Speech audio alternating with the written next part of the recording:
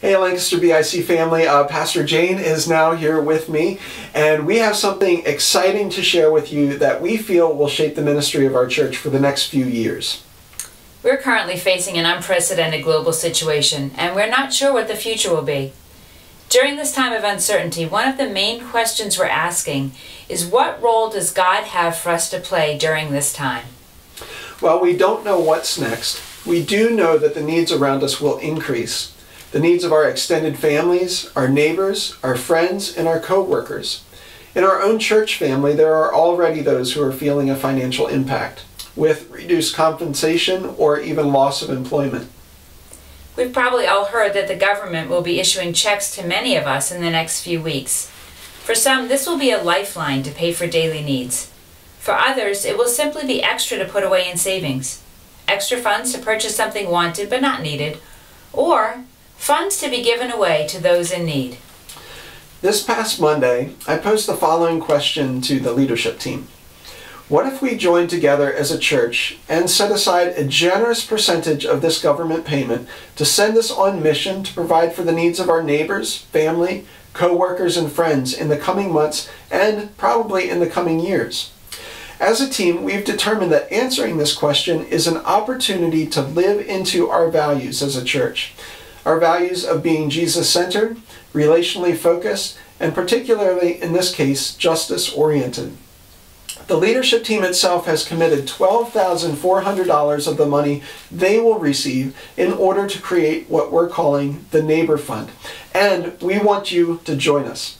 So, Jane, what is the Neighbor Fund? Okay, so here are the details. First, the Neighbor Fund is a mission-oriented fund. Our church already has the Samaritan Fund that takes care of the needs inside our church family. This fund continues to be active, and we encourage those of you who need it to take advantage of it. On the other hand, the Neighbor Fund is being organized to take care of needs outside of the LBIC family. Specifically, you will be the conduit to meet those needs. Part of the purpose of the Neighbor Fund is to challenge ourselves to be more attentive to the needs around us and empower you with the resources to meet those needs. The Neighbor Fund will go to your neighbors, friends, family, co-workers.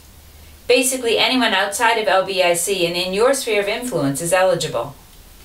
So, for example, if one of my kids' friends has a parent who has lost their job and can't pay the rent or the mortgage perhaps, we, Ruby and I, would contact those parents and make them aware of a fund that our church has put together to help during these difficult times.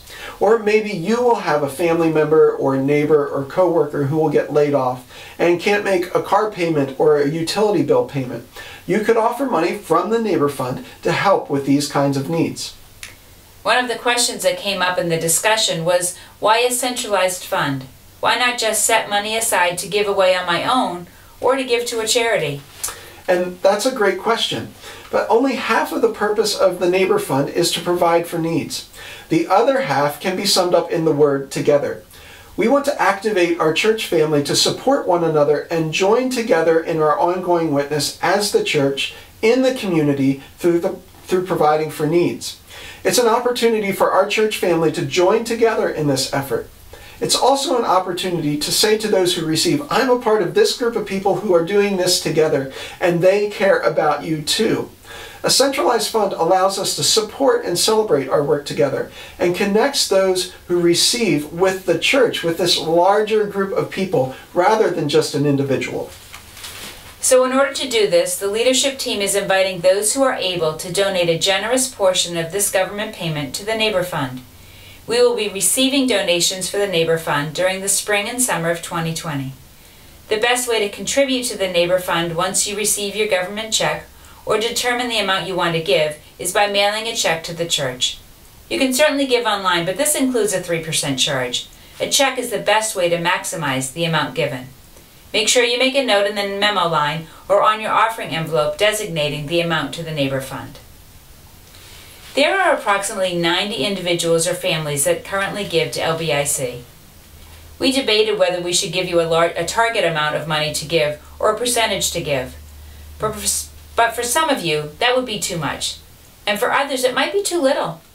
As a church, we want to acknowledge that our ability to give differs from person to person.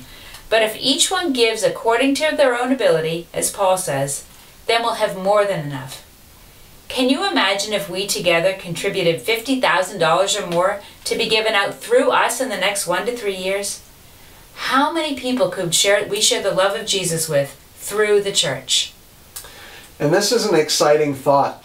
While the world around us is talking about stimulating the economy and getting back to normal, we want to take proactive steps to prepare ourselves to minister to the increased needs around us. Collecting money to start the Neighbor Fund is just the first step. In the coming weeks, a team will be formed and we will be clearly communicating the procedures for how the fund will work and when you can begin to meet the needs of your neighbors. This team will oversee the fund and report to the leadership team. They'll also be sharing with us regularly, as a church family, the needs that we were able to meet. And hopefully it'll be beyond just we met this need, but there will be stories of lives and connections that were made as well. Now, when I challenged our leadership team with a goal of $10,000, I was actually pretty nervous because that's a lot of money. But they came up with $12,400. Now, they are awesome people, believe me, but they're not special. They represent the demographics of our church. And I'm thankful for how they're leading in generosity and seizing this opportunity for mission. And I want to call and challenge us to radical generosity as we create the Neighbor Fund and empower each other into mission during a time when the world is feeling the need more than ever. So would you join us? Thanks so much.